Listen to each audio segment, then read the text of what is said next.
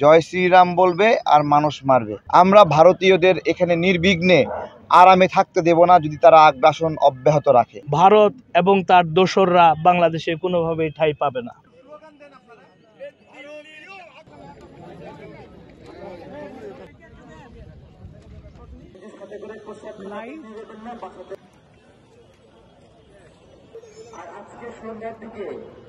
শিবগঞ্জবাসীকে আমরা স্যালুট জানাই। তারা সাহসী ভূমিকা পালন করেছে বিএসএফ এর মুখোমুখি, এবং তাদের এই সাহস আমরা যারা আগ্রাসন বিরোধী লড়াই করি আমাদেরকে অনুপ্রেরণা দিয়েছে। আমরা সেজন্যই তাদেরকে স্যালুট জানাতে, সম্মান জানাতে এখানে এসেছি। আমরা এখানে এসে একটা লং মার্চ করব। সেই লং মার্চ শেষে আমরা একটা গরু জবাই করব।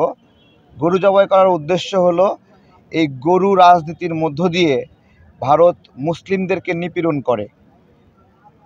গরু খাওয়ার অপরাধে মারে, গরু ব্যাগে রাখলে মারে, এই হলো তাদের রাজনীতি।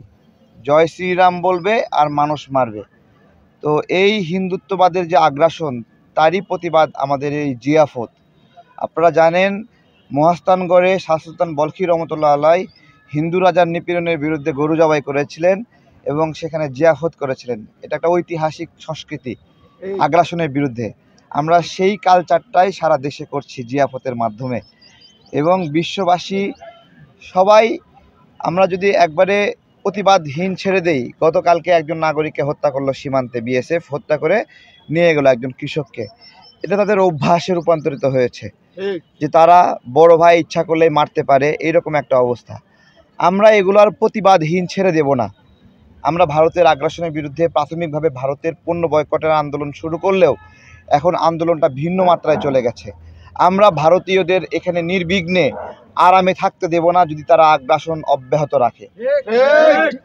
তারা আরামে এখানে ট্রানজিট নেবে, আর আমাদের এখানে আমরা বিভিন্ন দেশ থেকে মালামাল আনবো, বিভিন্ন ক্ষেত্রে বাধা বিধিনিষেধ দেবে।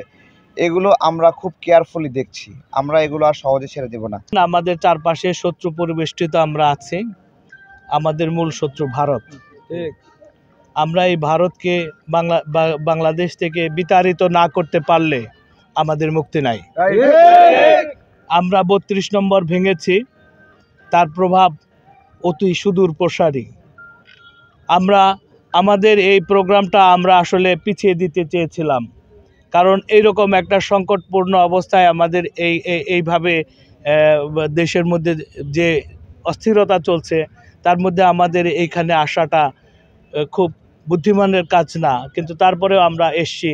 কারণ আমাদের এই প্রোগ্রামটা পূর্ব ঘোষিত ছিল, আমাদের এখান থেকে পিছিয়ে যাওয়ার কোনো সুযোগ ছিল না। এই জন্য দেশবাসীর কাছে আগে আমরা যে দুঃখ প্রকাশ করে নিচ্ছি, কারণ ৩২-এর ঘটনা এভাবে ঘটবে আমরা আশঙ্কা করতে পারি, আশা করি নাই। খুনি শেখ হাসিনা যেভাবে দীর্ঘদিন ধরে এখানে উস্কানি দিয়ে যাচ্ছে ভারতে বসে, এবং তাকে প্রতিহত করার জন্যই আমাদের ৩২-এর ঘটনা অনেক গুরুত্বপূর্ণ। আমরা বলে দিতে চাই ভারত এবং তার দোসররা বাংলাদেশে কোনোভাবেই ঠাঁই পাবে না। আমরা তাদেরকে যে কোনো মূল্যে প্রতিহত করব ইনশাআল্লাহ। আমরা এখানে আসছি ফারাক্কার পানির ন্যায্য হিস্যার দাবিতে, ফেলানি সহ সকল সীমান্তে নিহত শহীদ দের যে আত্মার মাগফিরাত কামনার জন্য এখানে আমরা জড়ো হয়েছি। আমরা একটু পরে লং মার্চ শুরু করব সীমান্তের উদ্দেশ্যে।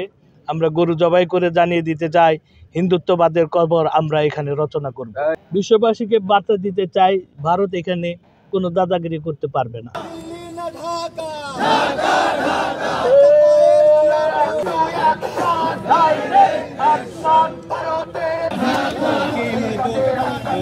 জবাই করে